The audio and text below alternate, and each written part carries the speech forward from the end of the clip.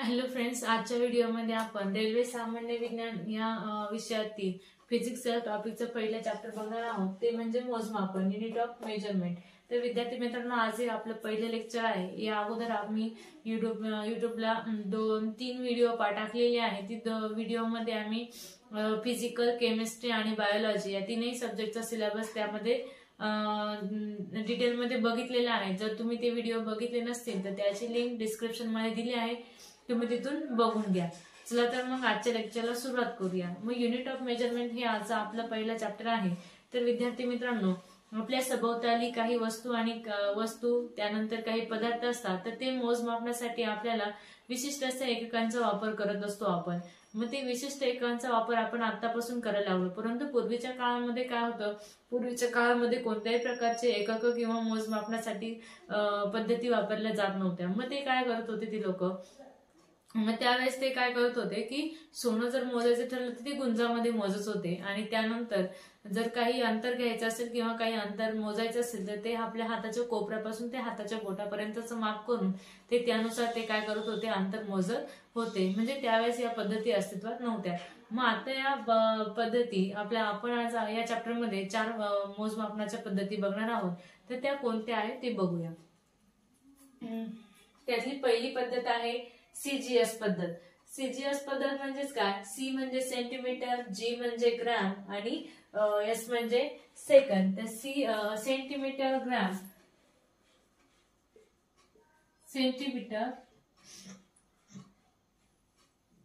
ग्राम, second. आता ही जी CGS पद्धत आहे ही 1832 मध्ये अस्तित्वात आली.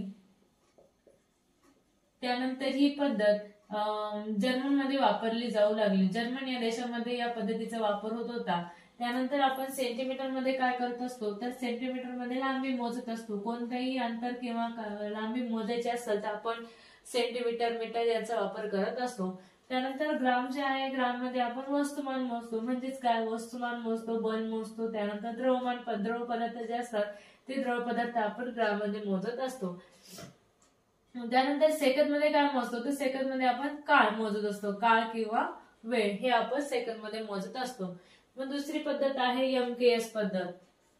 ही एमकेएस पद्धत आहे. एमकेएस पद्धत म्हणजेच काय, तर एम म्हणजे मीटर, त्यानंतर ही के म्हणजे काय, तर किलोग्राम, आणि एस म्हणजे काय, सेकंड. मग एमकेएस पद्धत मीटर, किलोग्राम, सेकंड ही पद्धत 1901 मध्ये अस्तित्वात आली. 1901 मध्ये अस्तित्वात आली. त्यानंतर ही इटली हा देश वापरत होता, म्हणजे वापरतो. इटली हा देश वापरत होता. त्यानंतर मीटर मध्ये आपण लांबी मोजतो, तसेच किलोग्राम मध्ये आपण वजन किंवा वस्तुमान हे मोजत असतो. तसंच सेकंद मध्ये आपण वेळ मोजत असतो. ठीक आहे. मग त्यानंतर ही एमकेएस जी पद्धत आहे, ही एमकेएस पद्धत आपण जास्तीत जास्त यांत्रिकी क्षेत्रामध्ये जास्त वापर केला जाऊ, म्हणजे या यांत्रिकी क्षेत्रामध्ये या पद्धतीचा वापर केला जातो. त्यानंतर पुढची जी पद्धत आहे ती आहे एफपीएस पद्धत. म्हणजेच काय, तर एफ म्हणजे फूट, त्यानंतर पी म्हणजे पाऊंड, त्यानंतर एस म्हणजे सेकंड. मग ही एफपीएस पद्धत कधी आली अस्तित्वात, तर ही एफपीएस पद्धत 1920 मध्ये अस्तित्वात आली. त्यानंतर ही ब्रिटिश राजाने, ब्रिटिश जो देश आहे तो ब्रिटिश देश वापरत होता. मग जर तुम्ही आता बघितलं तर या तीनही पद्धती ज्या आहे, या तीनही पद्धती वेगवेगळ्या देशांमध्ये वापरल्या जात होत्या. परंतु जर या तीनही देशांना एकमेकांसोबत जर व्यवहार करायचे ठरले तर त्यांचे व्यवहार होत नसत. त्यामुळे मग काय केलं, सगळ्यांनी एकत्र येऊन एक आंतरराष्ट्रीय पद्धतीचा वापर केला, एक आंतरराष्ट्रीय पद्धत निर्माण केली. मग ती आंतरराष्ट्रीय पद्धत कोणती आहे, तर ती आपली चौथी पद्धत येते, जी म्हणजे एसआय पद्धत. सॉरी, इथे फूट मध्ये आपण लांबी मोजतो. त्यानंतर पाऊंड मध्ये देखील वजन, वस्तुमान मोजत असतो. आणि सेकंड मध्ये काळ, वेळ मोजत असतो. आता जर तुम्हाला इथपर्यंत या तीनही पद्धतींचं मी तुम्हाला सांगितलं इतक्यातच की या तीनही पद्धती वेगवेगळ्या देशांमध्ये वापरल्या जाऊ लागल्या, कारण हे 3 पद्धती वेगवेगळ्या देशांमध्ये वापरत होते त्यामुळे त्यांचे व्यवहार होत नव्हते. मग त्यासाठी काय झालं तर मग पूर्ण जगभर एकच पद्धतीचा वापर व्हावा म्हणून आपण चौथ्या पद्धतीचा वापर केला जाऊ लागले. मग ती पद्धत कोणती आहे तर SI पद्धत. मग तिला मराठीत म्हणतात आंतरराष्ट्रीय एकक प्रणाली. मग ही आंतरराष्ट्रीय एकक प्रणाली 1971 मध्ये अस्तित्वात आली. 1971 मध्ये ही पद्धत तयार झाली. मग या पद्धतीमध्ये MKS पद्धतीचे जे एकक आहे तेच एकक इथे वापरले गेले. म्हणजेच कोणते तर मीटर, किलोग्राम, त्यानंतर सेकंद. ही पद्धत ऑल वर्ल्ड म्हणून वापरली जाऊ लागली. ऑल वर्ल्ड मध्ये या पद्धतीचा आता वापर केला जातो, जिला आपण इंग्लिश मध्ये म्हणतात इंटरनॅशनल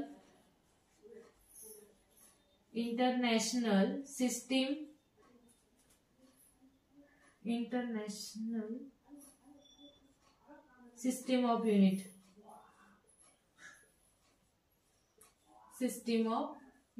ठीक आहे.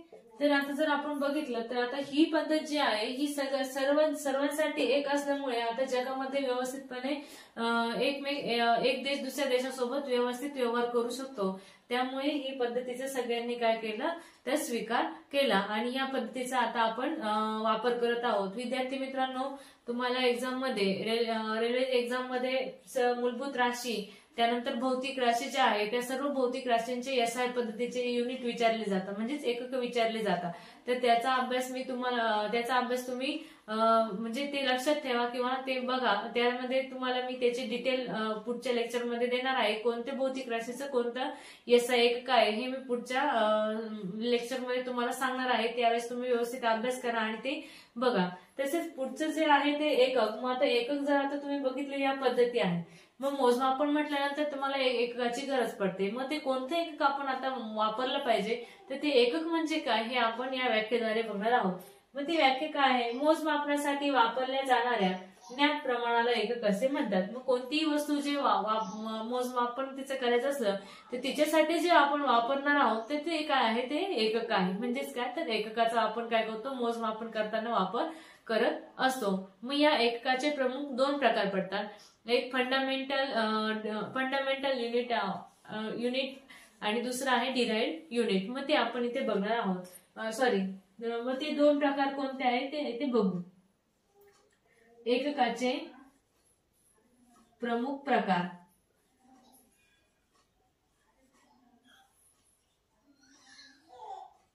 त्यामध्ये पहिला आहे फंडामेंटल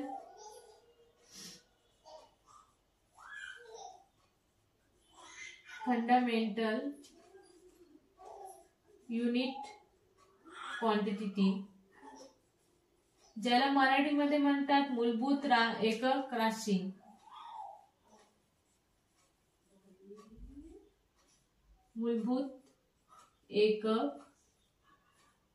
राशी. ठीक आहे. त्यानंतर जो दुसरा आहे तो म्हणजे derived unit quantity. Derived unit quantity याला म्हणतात साध्य एकक राशी.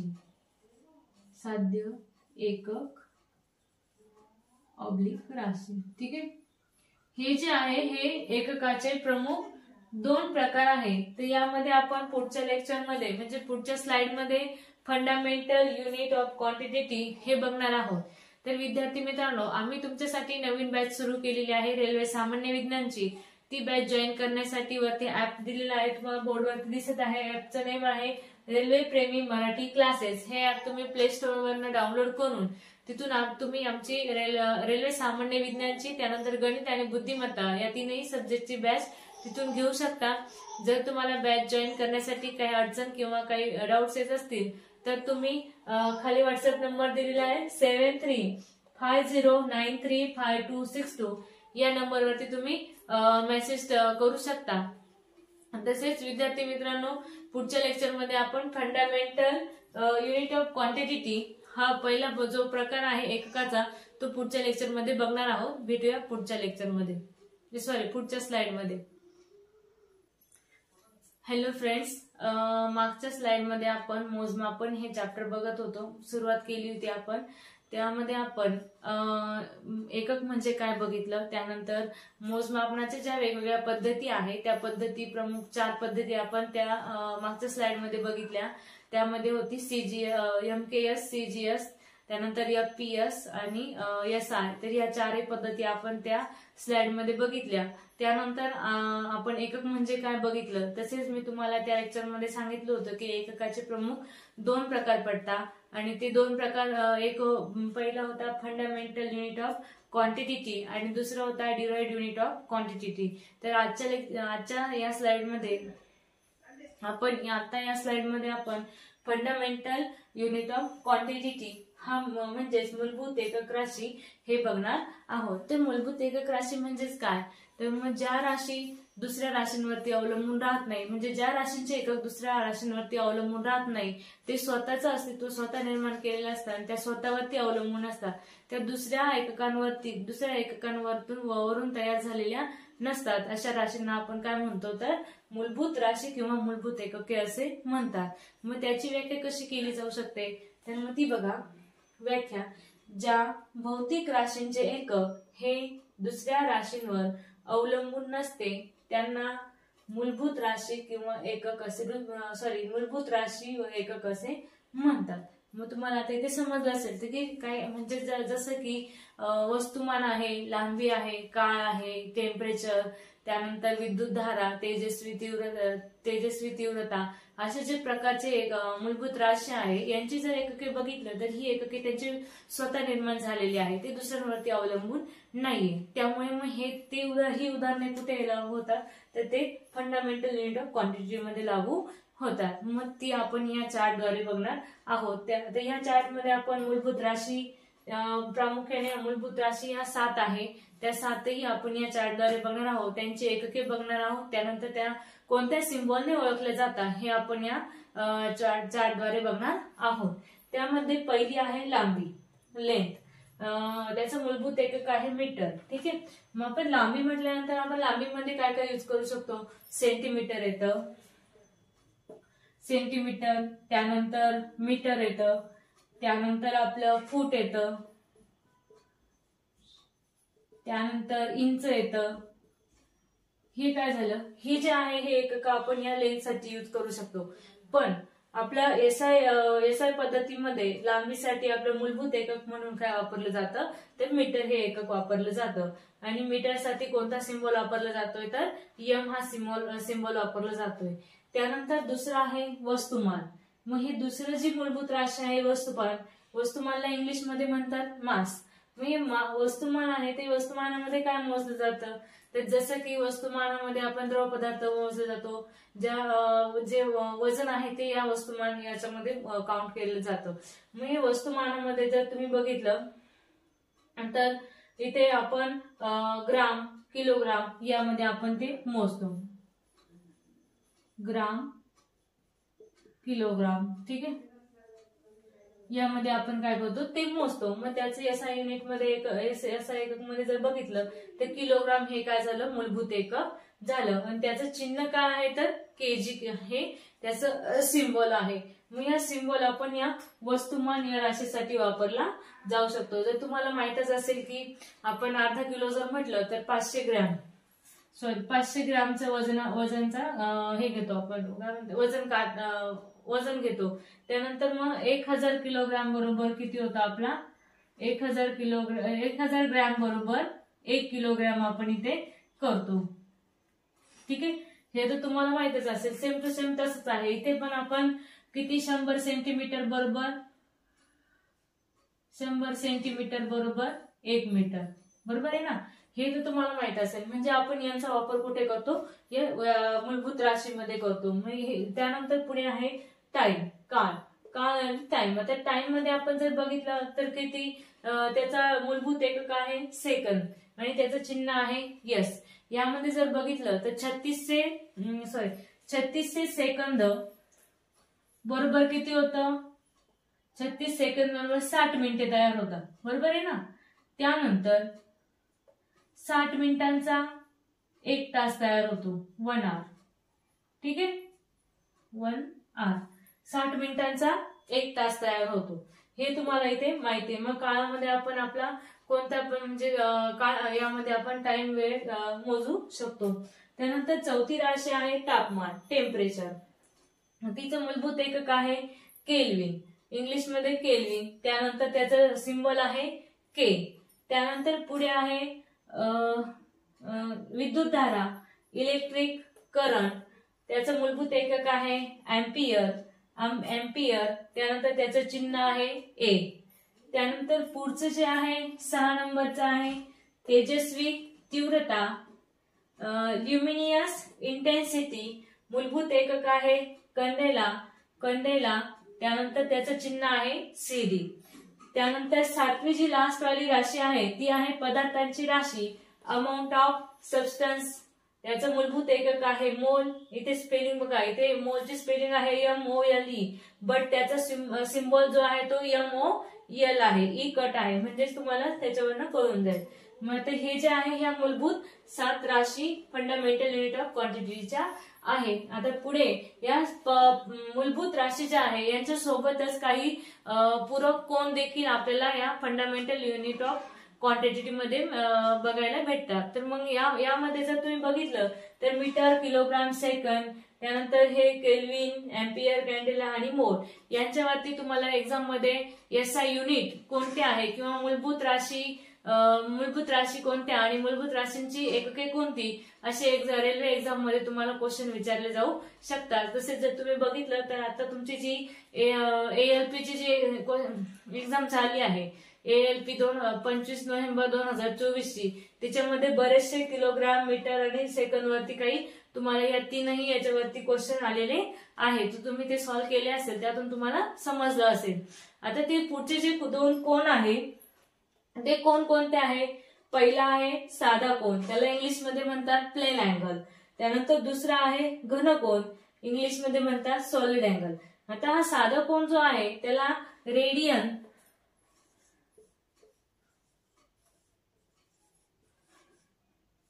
रेडियन या एककामध्ये हा कोन मोजला जातो.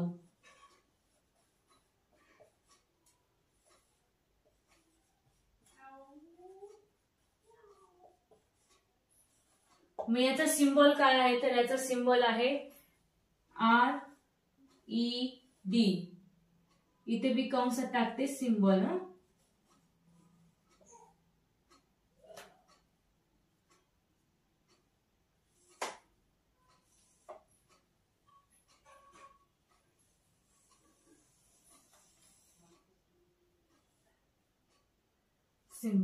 आता दुसरा जो आहे घनकोन, सॉलिड अँगल. आता सॉलिड अँगलला तुम्ही स्टेरेडियन मध्ये मोजता.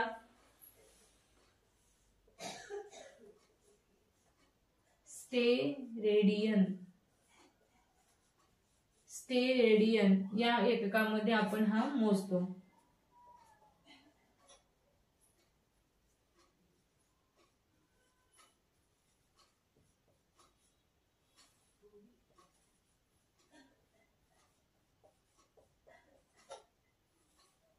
या एककात मोजता. आता याचा जो सिम्बॉल आहे तो आहे SR. ठीक आहे. आता हे जे आहे आपण हे पूर्ण बघितलं, फंडामेंटल क्वांटिटी युनिट ऑफ क्वांटिटीची डेफिनेशन बघितली. त्यानंतर फंडामेंटल क्वांटिटीच्या ज्या मूलभूत राशी आहेत त्या कोण किती आहेत? तर त्या टोटल 7 आहेत. त्यांच्यावरती बरेचसे रेल्वे एक्झाम मध्ये क्वेश्चन विचारले जातात. त्यानंतर त्याचे 2 पूरक कोन बघितले, त्यामध्ये साधा कोन आणि घन कोन. त्यांचे कोणत्या एककामध्ये काउंट केलं जातं? तर रेडियन आणि स्टेरेडियन मध्ये त्यांना एककात मोजलं जातं. त्यांचे सिम्बॉल बघितले, RED रेड आणि SR. ठीक आहे. तर मग आपण पुढच्या स्लाइड मध्ये आपण याचीच काही प्रायोगिक एकके आहे ती आपण पुढच्या स्लाइड मध्ये बघणार आहोत. हॅलो फ्रेंड्स, मागच्या स्लाइड मध्ये आपण एकक म्हणजे काय बघितलं, त्यानंतर पदार्थाच्या पद्धती बघितल्या, तसेच फंडामेंटल युनिट ऑफ क्वांटिटी आहे ते बघितलं. त्यानंतर कोणत्या मूलभूत राशी आहे आणि त्या मूलभूत राशींची एकके कोणती ते आपण मागच्या स्लाइड मध्ये बघितलं. या स्लाइड मध्ये आपण काही महत्वाचे प्रायोगिक एकके जे आहेत ते बघणार आहोत. त्यामध्ये हे पहिलं आहे पॅरलॅक्स मेथड. मग त्याची व्याख्या काय होते तर पॅरलॅक्स मेथड त्याला म्हणतात पॅरलॅक्स पद्धत.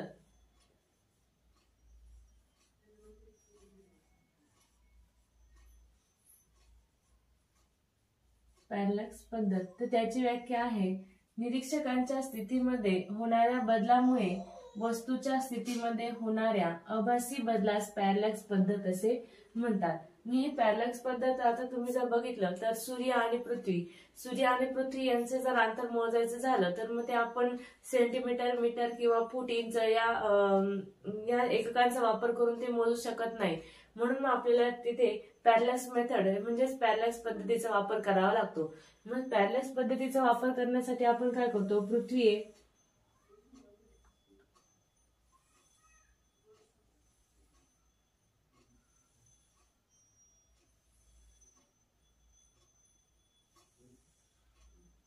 ही झाली पृथ्वी आणि सूर्य.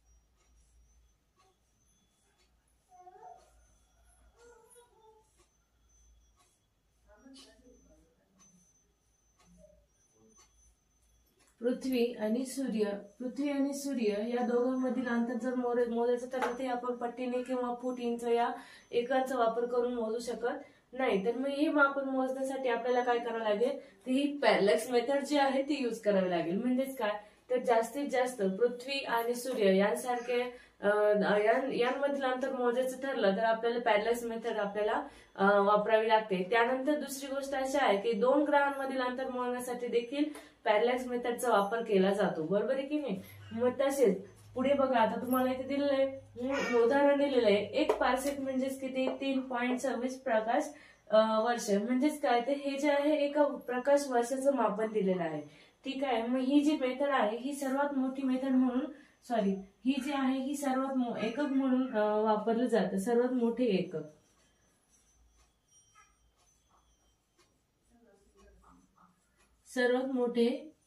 एकक आहे. ठीक आहे. सर्वात मोठे एकक हे पॅरलॅक्स मेथड हे आहे. आता दुसरं आहे त्यामध्ये खगोलशास्त्रीय एकक. मग खगोलशास्त्रीय एककांमध्ये हे जे आहे पहिलं आहे एक एस्ट्रोनॉमिकल युनिट ते आहे 1.496 मल्टिप्लाय 10 रेस टू मीटर. आता हे जे आहे हे काय आहे एका वर्षामध्ये प्रकाशाने जे किती अंतर कापलेलं आहे ते आहे. म्हणजेच काय तर एका वर्षात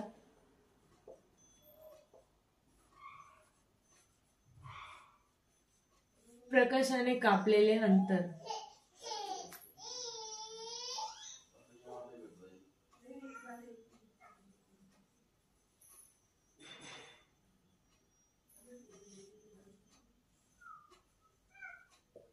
म्हणजे तुम्हाला जर कोणी विचारलं की एका वर्षाने प्रकाशाने कापलेले अंतर किती तर तुम्ही डायरेक्टली सांगू शकता 1.496 मल्टिप्लाय 10 रेस टू 11 मीटर. हे एका वर्षात प्रकाशाने कापलेले अंतर आहे. आता पुढचं जे आहे ते काय आहे तर ते दुसरं आहे 2 नंबर आहे 1 प्रकाश वर्ष 9.46 मल्टिप्लाय 10 रेस टू 15 मीटर. आता हे जे आहे हे काय आहे तर हे पृथ्वीच्या केंद्रकापासून ते सूर्याच्या केंद्रकापर्यंत जे असलेलं सरासरी अंतर आहे ते हे 9.46 मल्टिप्लाय 10 रेस टू 15 आहे. मग ते इथे लिहून देते मी. पृथ्वीच्या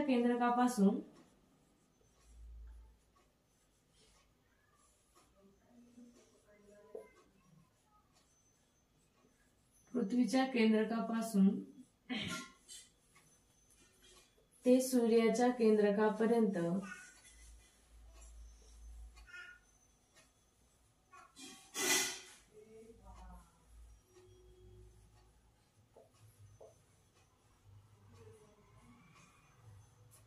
असलेले सरासरी अंतर.